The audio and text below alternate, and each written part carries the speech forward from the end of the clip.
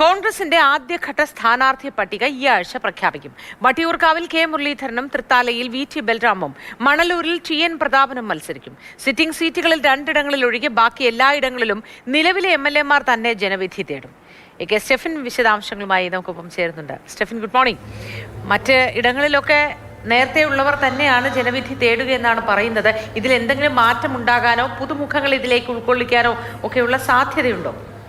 നിലവിൽ 21 MLA-മാരാണ് കോൺഗ്രസിന് ഉള്ളത്. ആ സിറ്റിംഗ് MLA-മാർ എല്ലാവരും തന്നെ മത്സരിക്കും. ആകെപ്പാടെ 2 ഇടത്ത് മാത്രമാണ് അത്തരത്തിൽ എന്തെങ്കിലും ഒരു മാറ്റം ഉണ്ടാവുക. അതൊന്ന് പാലക്കാടും മറ്റൊന്ന് കെ ബാബുവിൻ്റെ മണ്ഡലം തൃപ്പൂണിത്തറയിലുമായിരിക്കും എന്നുള്ളതാണ് നമുക്ക് ഈ ഘട്ടത്തിൽ മനസ്സിലാക്കാൻ കഴിയുന്നത്. ബാക്കി എല്ലായിടത്തും അതേ സിറ്റിംഗ് MLA-മാർ തന്നെയായിരിക്കും മത്സരത്തിന് ഇറങ്ങുക.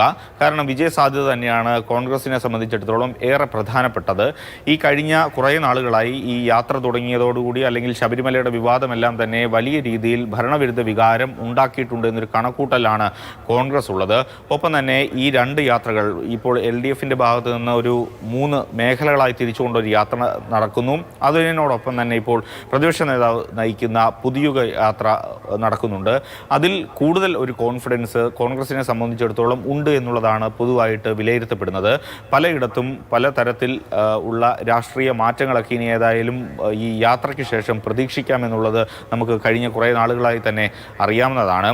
ഒപ്പം ഈ യാത്രയ്ക്ക് കൂടുതൽ സ്വീകാര്യത ലഭിക്കുന്നു എന്നുള്ളതൊക്കെയാണ് കോൺഗ്രസിൻ്റെ ഒരു കണക്കൂട്ടൽ. അതെല്ലാം ഇനി ജനങ്ങളാണ് തീരുമാനിക്കേണ്ടത്. പക്ഷേ ഏതായാലും ഈ യാത്ര കഴിയുന്നതോടുകൂടി ഒരു സ്ഥാനാർത്ഥി പ്രഖ്യാപനത്തിലേക്ക് തന്നെ പോകാനൊരു തീരുമാനത്തിലേക്കാണ് കോൺഗ്രസ് എത്തി നിൽക്കുന്നത്. അവസാനപ്പെട്ട ഒരു ഉഭയകക്ഷി ചർച്ച മറ്റ് മുന്നണികളിലെ മറ്റ് പാർട്ടികളുമൊക്കെയായി ഇനി നടത്തേണ്ടതുണ്ട്. പ്രാരംഭമായിട്ടുള്ള കുറച്ച് ചർച്ചകൾ മാത്രമേ ഇതുവരെയും നടന്നിട്ടുള്ളൂ മറ്റ് പാർട്ടികളുമായി. അവിടെയും പലതരത്തിൽ സീറ്റിൻ്റെ അഭിപ്രായ വ്യത്യാസങ്ങൾ നിലനിൽക്കുന്നു. പ്രത്യേകിച്ചും കേരള കോൺഗ്രസ് ജോസഫ് വിഭാഗവുമായിട്ടൊക്കെ പലയിടത്തും പ്രശ്നങ്ങൾ നിലനിൽക്കുന്നുണ്ട്. അതെല്ലാം പരിഹരിച്ചു കൊണ്ട് വേണം മുന്നോട്ട് പോകാൻ. ഇപ്പോൾ ഏതായാലും ഇനി മുൻപോട്ട് പോകുമ്പോൾ കഴിഞ്ഞ തദ്ദേശ തെരഞ്ഞെടുപ്പിലൊക്കെ ഉണ്ടായ ആ ഒരു മേൽക്കൈ അത് മുറുകെ പിടിച്ചുകൊണ്ടായിരിക്കും കോൺഗ്രസ് മുന്നോട്ട് പോവുക.